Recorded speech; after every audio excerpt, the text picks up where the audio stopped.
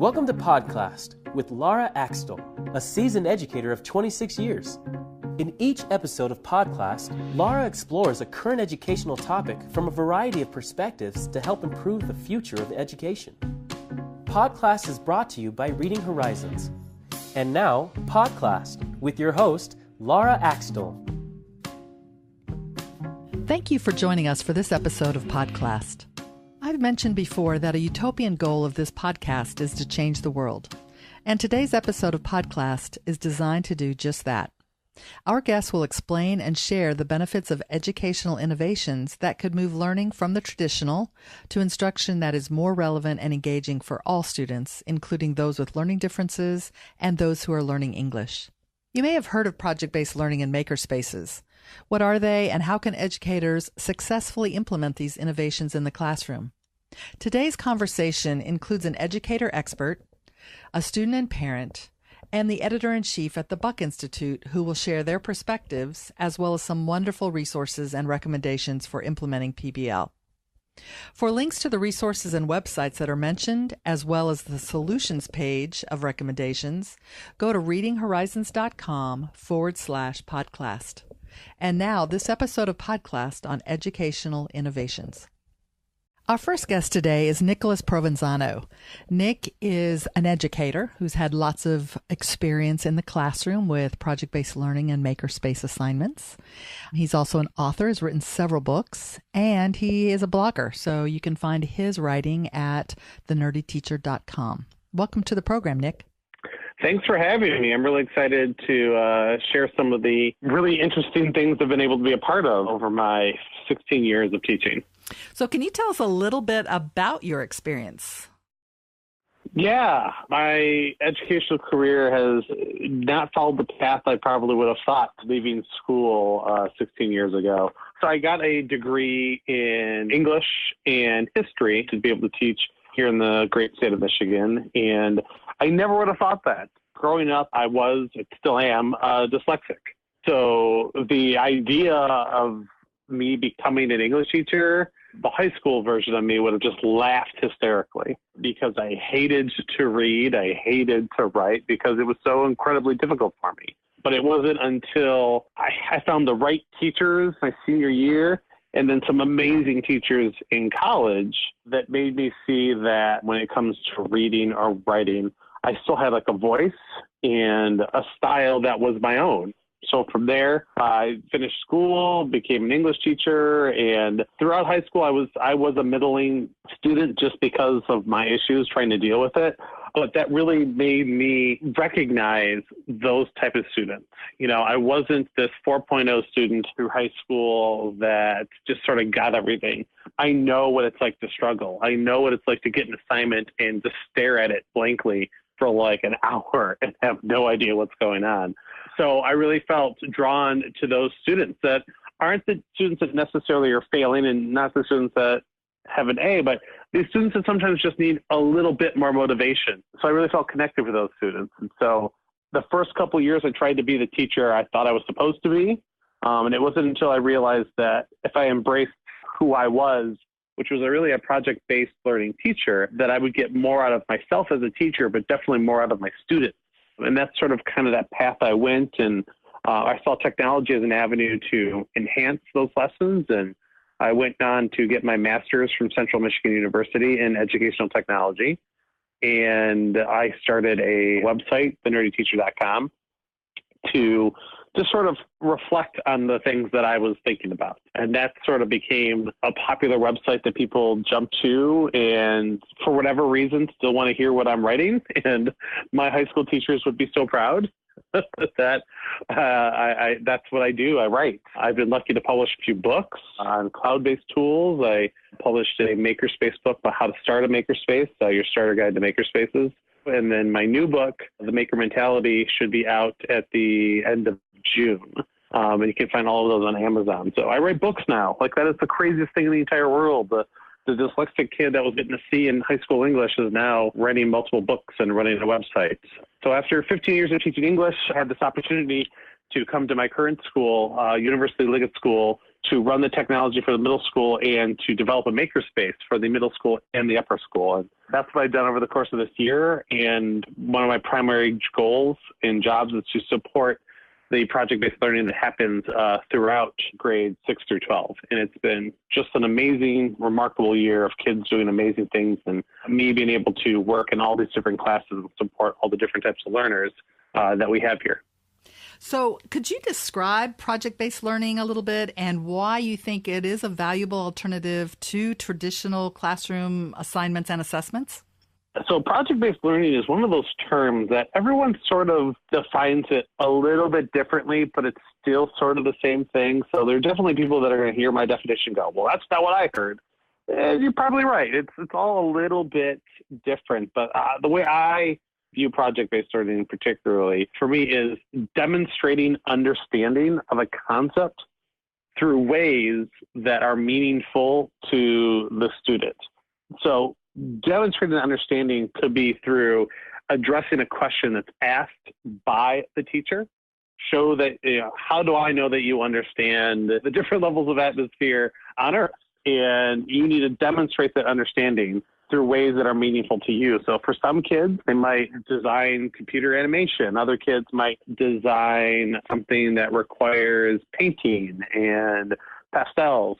So it's kids an opportunity to work towards their strengths to demonstrate understanding, because ultimately that's what every teacher's job is to get a student to be able to demonstrate they understand the concept. And I definitely want to add that schools that are project-based learning focused, that's not all that they do. Even the best schools still have kids sit down and write an essay, learning to write an essay, learning how to form an introduction and how to do transitional sentences. Those are things that even for me as a high school English teacher that did project-based learning, I was still very rigorous in my essay writing because that's a skill and it's an important skill that you need to work on. So there's some misconception sometimes that a school is a project-based learning school, that that's all they do all the time. The kids never sit down and write.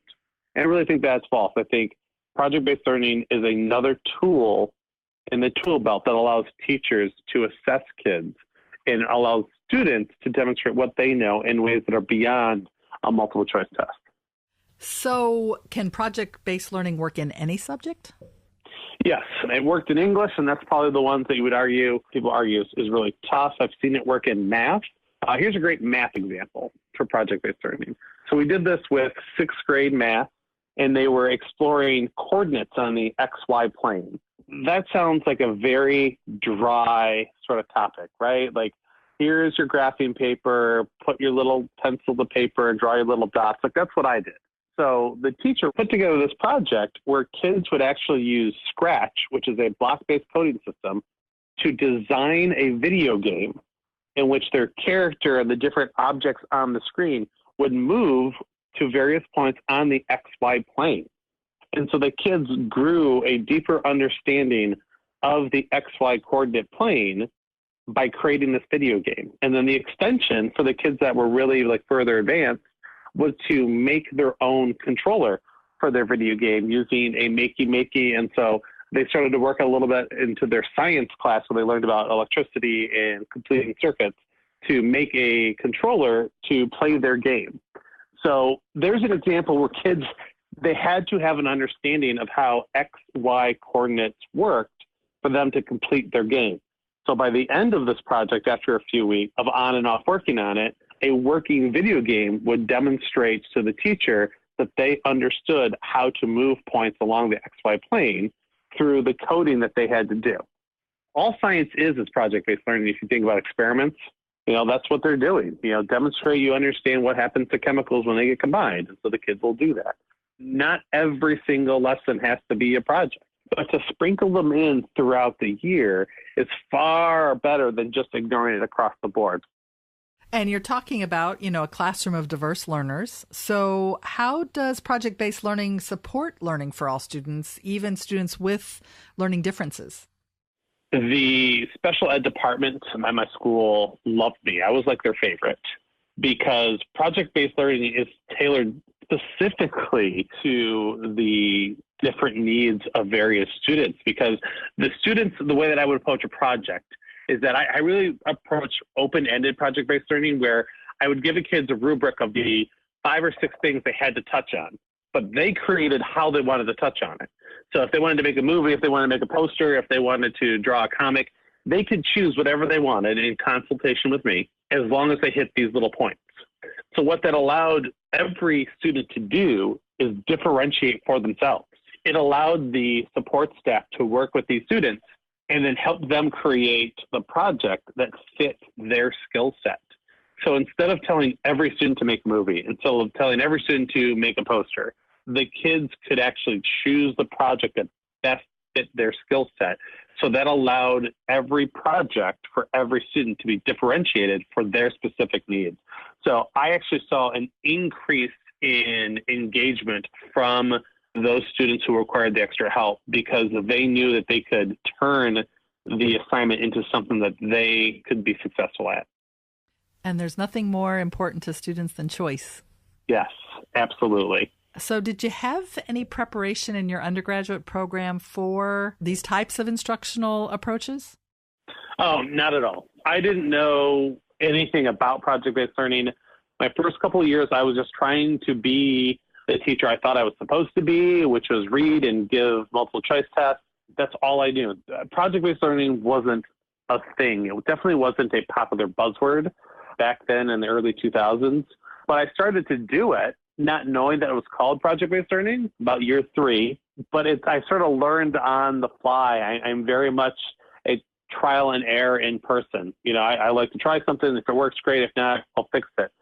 So I didn't do or have any sense of research or books or classes on this. And even for my master's program, you know, it wasn't about, you know, project-based learning. It was all tech-focused. And I definitely hope it's something that's being taught now as a skill set, a tool for a teacher to use to deploy in a classroom to support a wide variety of learners. And so much has changed since then that as a teacher, I either had to learn it on my own or become really irrelevant or a disservice to my students by not changing my approach. So for the average teacher who's coming out of a traditional undergraduate program, are these types of innovations a big adjustment for them? There's this false belief that everything needs to be done right away, right now. And that's not the case. I tell teachers that are interested in doing this to take one. Do one thing per semester or per marking period. And if you feel good about that for the year, do one more thing for each marking period or semester for the next year.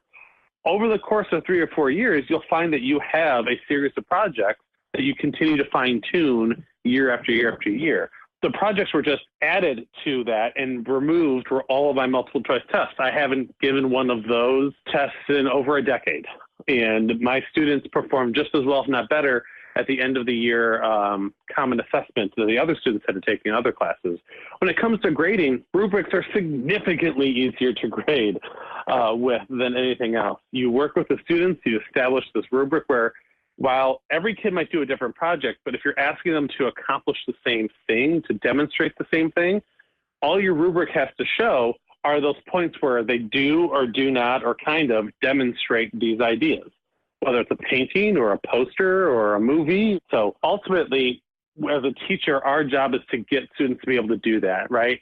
And so a rubric is a nice way to help guide them. But by the end of the day, when they're presenting, you're just going through this rubric, you're putting check marks, and you're having conversations with the kids when they're working in class.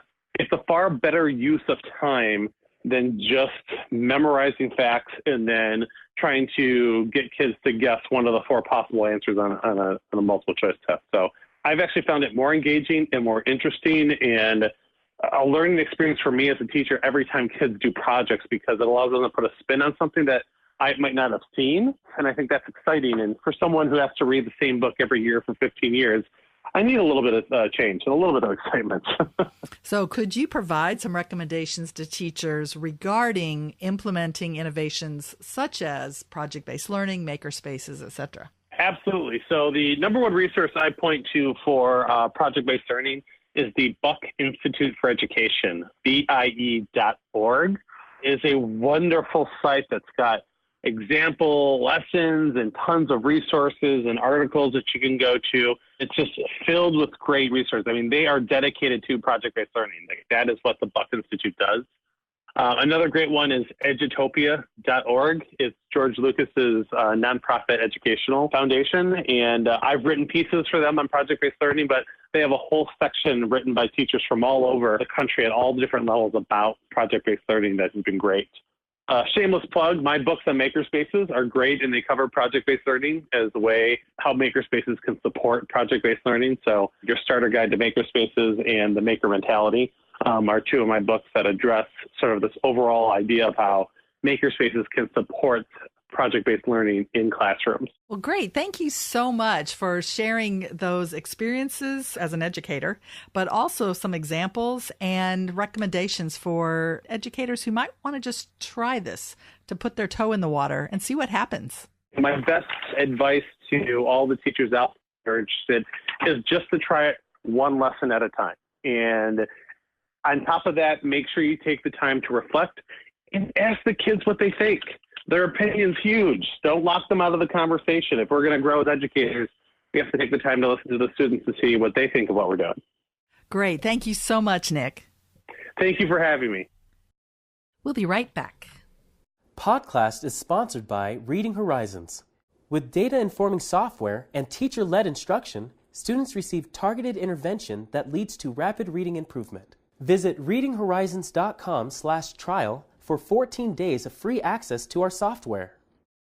Now we'd like to hear from Ella, a student who has had firsthand experience with project-based learning.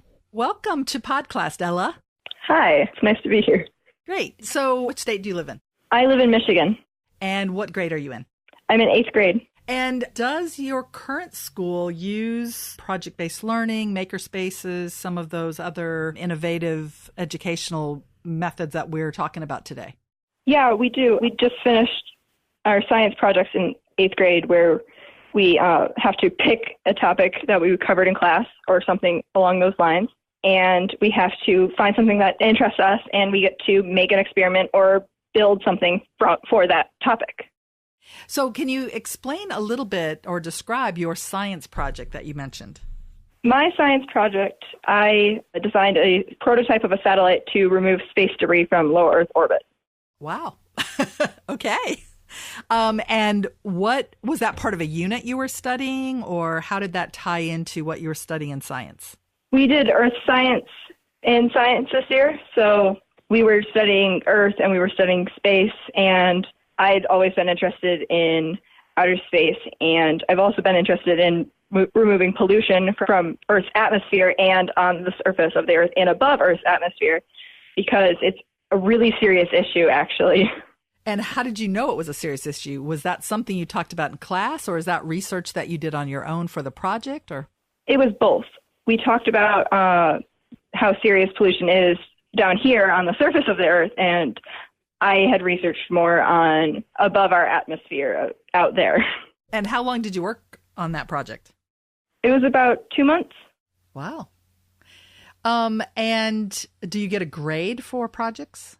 Yeah, we have rubrics, and it's also graded based on participation and how much we're focusing and how much we're interested and invested in the topic. And did most of your work happen in class or out of class, or a combination? Both. I worked a bit on it at home, especially building the prototype at home, but I did most of my research and my paper in class. So there was a paper that went along with it? Yeah. And did students present then to the class? Yeah, we stretched it out over 3 days, and there were 3 different groups who presented, and I was in the second group. So you got to hear what other people were doing as well? Yes.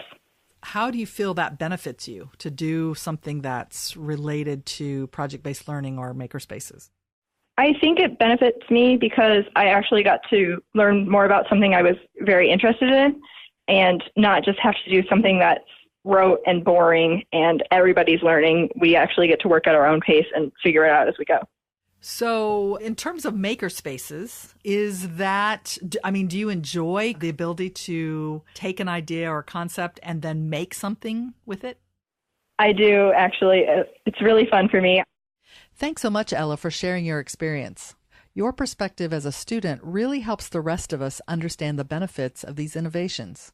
And at the end of the day, aren't the learning outcomes of our students what should count the most? When discussing models of instruction, there is another important perspective, that of parents. Most of us only know the traditional model of classroom instruction. So what do parents think about project-based learning and changes in the types of assignments their children will receive and how they are graded? Next, we'll hear from Ella's mother about her views. Marina, you're Ella's mom. I'm Ella's mom, yes. And from a parent's point of view, have you seen how the type of model that they use for learning makes a difference? I have. The rate at which she reads and comprehends has been off the charts since she was in fifth grade. She was reading at above college level in her comprehension skills. So she just kind of consumes information very quickly and can then use it. In regards to finding a good fit school for her, having a school that could differentiate the learning for the student was important. And, I think I found that in the program she was in previously for Montessori, but then, looking ahead at the next level with, middle school in this 8th grade and then moving into upper school, I think the school is a great fit with their project-based learning and the way that they bring the curriculum to the classes. So what have you seen in terms of, the benefits to Ella specifically?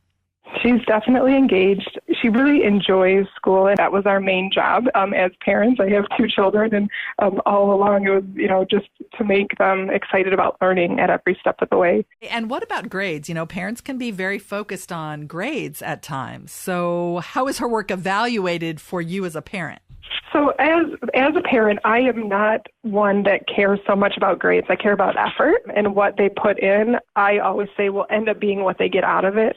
And that usually does translate into grades, in some form. And, they do receive grades or percentages, but, there might be some sort of traditional type assessments, but a lot of what they're learning isn't assessed traditionally. It's assessed through project work or being able to sort of show your thinking on something. And I would say one specific example is in Ella with her math class. She always knew that she had this sort of English language arts sort of skill. She didn't feel the same way about mathematics. Even at her previous school, even in a Montessori setting, she didn't feel that way. And this year, with the way that the math is taught and demonstrating your learning and asking for help when you get stuck along the way, she has totally changed who she feels she is as a learner in math and, in turn, the outcome. How do you think what she'll be doing in high school using this model will better prepare her for what she does after high school? So this model will continue. They still they do something called an academic research project in their upper school years. In the first 2 years, it's really giving them the building blocks to succeed, and then the last 2 years, their junior and senior year, they do a passion project. The outcome of that project is sort of that self-directed learning and being a learner at every age. I think that will give her success, in college. I think she realizes that is sort of the natural next step. But if for some reason that's not going to work for her, or that's not the best fit thing for her next step, then I think she'll be prepared no matter what. So you mentioned that self-directed learning is part of the process. So do you know what Ella's doing while she's working on one of these projects? And is it important for you to know? I have the opportunity to check her school portal, so assignments are listed there, and that we utilize Google Classroom. So there are things that I can look up and sort of make sure she's on track, but I try to do that only intermittently. As a parent, I think we have to back away a little bit and not micromanage our kids, because they will never figure it out if we do. And did you go to a traditional high school yourself? I did. Can you compare the experience that Ella will have in her high school with what you kind of experienced yourself, and indicate rather you think there's a benefit to some of the innovative approaches that she'll be able to experience? So I see that for her it will be very different, that even I've seen changes in her that she's thought she wasn't good at something and has become a learner of math or being a mathematician, and just kind of changing that language and being okay with failure, because that's where the learning happens. That wasn't really even an option for us. It was just you got a grade and that was it. So it sounds like both of you are really excited about, kind of the challenges that are going to appear just as part of this type of learning. Definitely. I'm excited for her. I'm excited to see where she goes. I have no doubt that she will do something exciting. Just, she has such a great heart. And, I'm excited to see what comes out at the end. Well, thank you so much for kind of sharing that experience as a parent and having your child go through something that's maybe not so traditional. Yeah, thank you for interviewing us.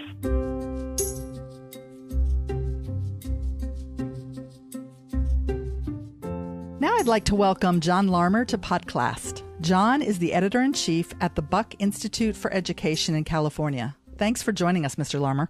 Hi, nice to be here. Could you start by describing the work of the Buck Institute for Education and its focus on innovations like project-based learning? What are the Institute's goals? The Buck Institute for Education has been around for about 30 years. We're a nonprofit just north of San Francisco. And for the last 20 years, we've focused entirely on project-based learning as a teaching method that we promote. So we do services for teachers in schools, workshops, professional development, train school leaders, instructional coaches. And we write books, which I've written several of, and a lot of materials on our website, most of which are free, and a lot of project planning tools and videos and so forth. So our focus is entirely project-based learning because we think it's really a powerful teaching method. We also have done some research on project-based learning, and we also collect other people's research. So we're seen as kind of a clearinghouse for a lot of good resources on project-based learning, as well as a producer of our own research.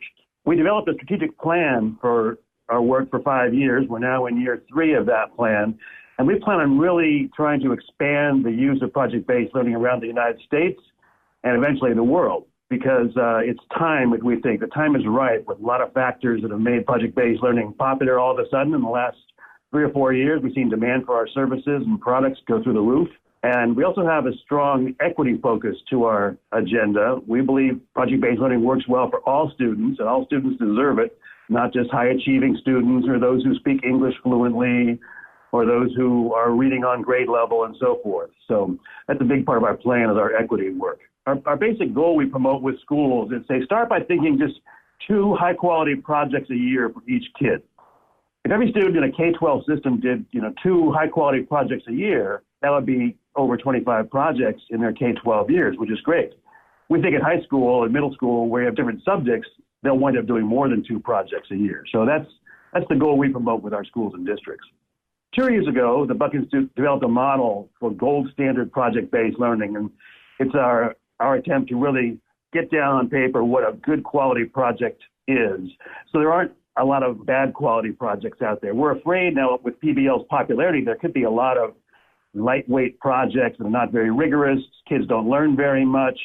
And we don't want project-based learning to be one of those flashes in the pan, those education fads that come and go. So our gold standard model is really trying to make sure PBL is here to stay. And we think it is going to be here to stay into the future because we want to make sure it's done well. So our model has elements for designing a good project, also some project-based teaching practices. And we've written books on those practices and those design elements too. So it sounds like there's an amazing amount of resources available on your website. Yes, our website, BIE.org, has got lots of resources. In addition to our books, we have got a nice video library. There's a project search tool. You can look through hundreds of projects that we've curated from different subjects and grade levels, K through 12. There are project planning tools and a blog, which I edit and write. And 3 days a week, we have great blogs written by teachers and our national faculty coaches, as well as myself, with a lot of great ideas for project-based learning. We're also going to be developing our own digital online learning platform soon. Probably in 2019, we'll roll that out with an expanded project library and online coaching and courses for teachers.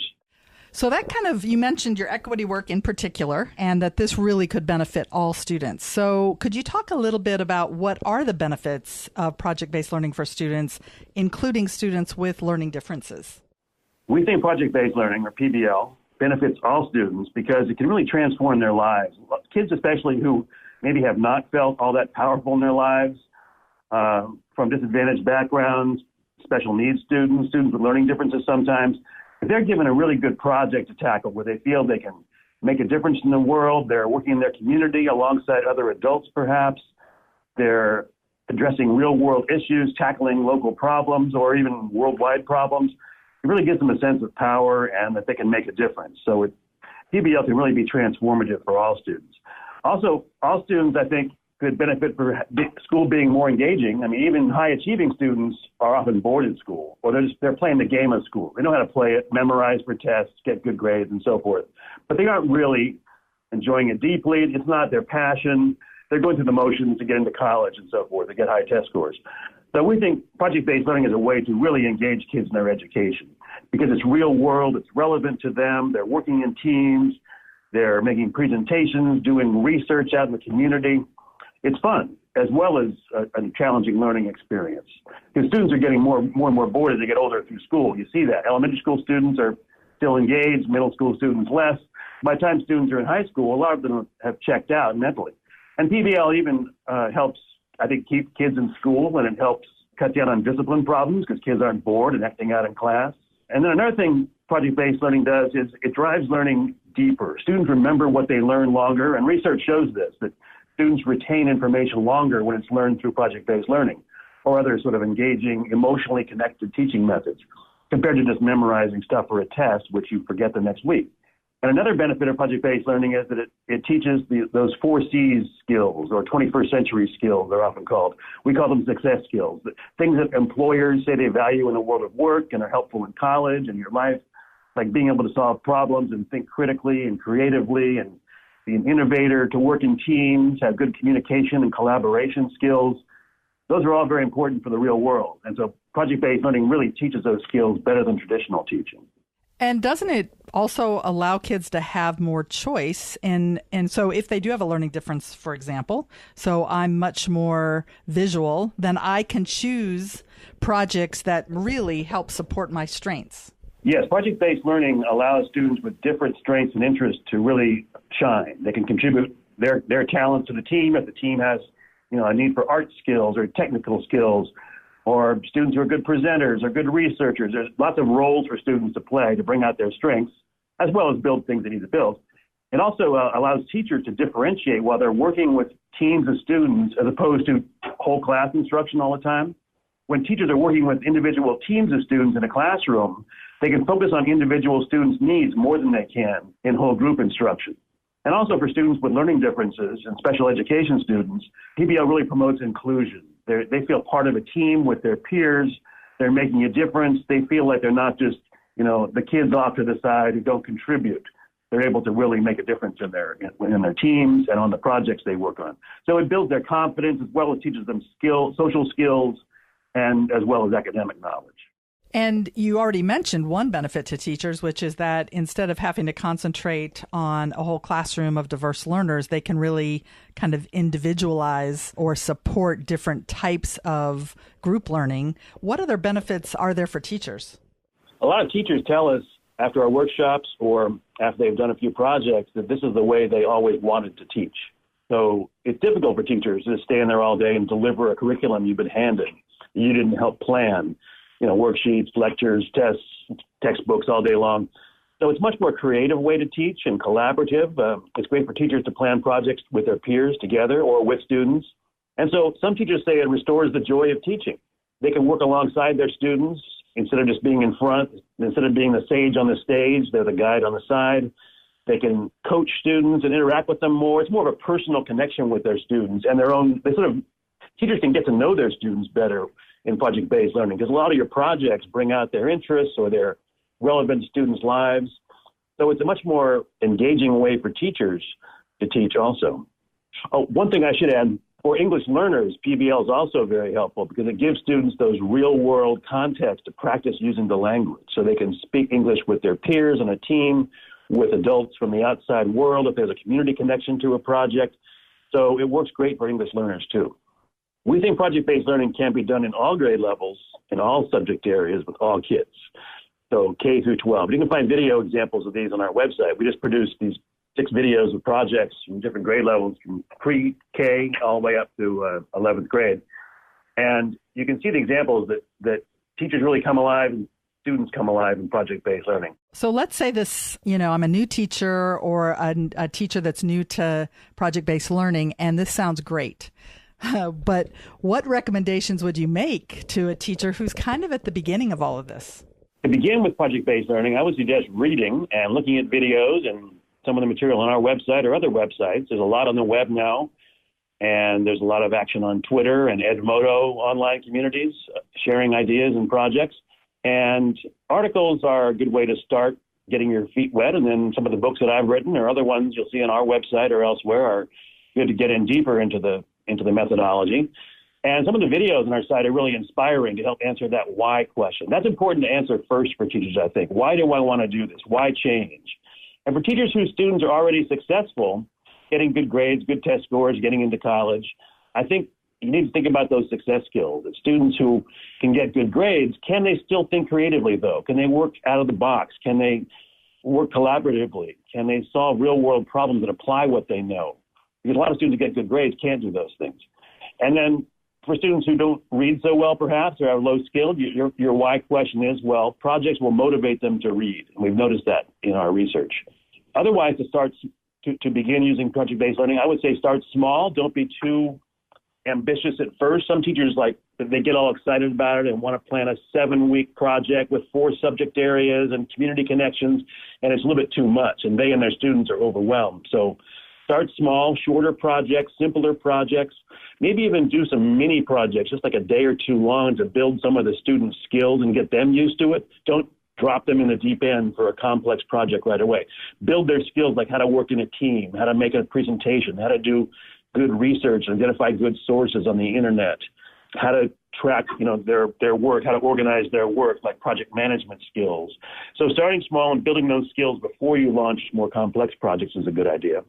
And also, I think teachers can find projects online or in books or other sources or from their colleagues that have already been designed, and just make small tweaks and adaptations for their classroom so they aren't overwhelmed with designing projects at first. Those are great recommendations. So in your opinion, having, seen and done this for quite some time, looking forward, as the Buck Institute is, what solutions really could project-based learning bring to education? Project-based learning can really transform education. It can make it more 21st century. It can make it more skill-driven. Those not just academic knowledge, but actual real-world skills are being taught and learned. It helps engage students, and students these days are different in the past. In the past, students were bored at school too, a lot of them, but many of them were willing to play the game. But now students, they're so used to modern technology and instant communication, and they can find information quickly. So project-based learning really matches students' lives in the 21st century. Mr. Larmer from the Buck Institute for Education, this has been really great information. Thanks so much for joining us to share your expertise.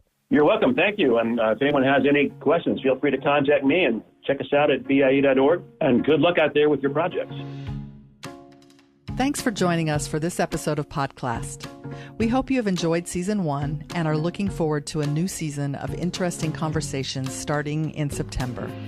To be notified of each new episode, subscribe at readinghorizons.com/Podclassed. Thank you for joining us for today's episode of Podclassed. To be notified when future episodes are available, subscribe to Podclassed on iTunes. Also, if you enjoyed today's episode, leave us a review. To submit discussion topics or to recommend a student, parent, educator, or expert to be interviewed on future episodes, please send an email to podcast@readinghorizons.com. Podclassed is brought to you by Reading Horizons, the creator of a data-driven literacy program for beginning readers, struggling readers, and English language learners of all ages. With data-informing software and teacher-led instruction, students receive targeted intervention that leads to rapid reading improvement. Visit readinghorizons.com to learn more.